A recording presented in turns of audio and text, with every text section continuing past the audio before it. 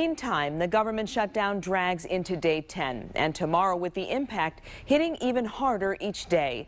Up to 20,000 state workers could be laid off if the stalemate isn't resolved by Monday.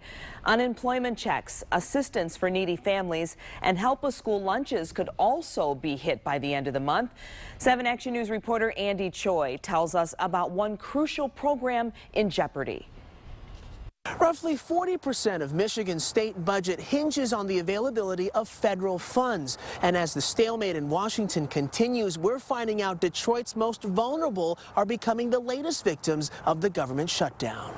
You don't get on the table. Here's a job that cannot afford a shutdown. Ask Latrice Harvey what it's like to juggle 3 kids, not to mention a full-time job, and she'll tell you the government's WIC program helps make ends meet by putting food on the table. You know, just by having WIC, you know, with milk, eggs, cheese, baby food, that's a lot. The State Department of Health says families on WIC have about 4 weeks before the shutdown essentially shuts down the assistance program. They do away with the program. It's going to be a lot of hungry children. It really is. It's going to be a lot of, you know, desperate people out here doing desperate things. Really, there's got to be an end game. The unfortunate thing is this doesn't need to happen. It's a no-win situation for number crunchers in Lansing. State Budget Director John Nixon says the federal programs are much too large for short-term state subsidies. The problem is that these programs are so big. I mean, the food stamp program alone is about $240 million a month.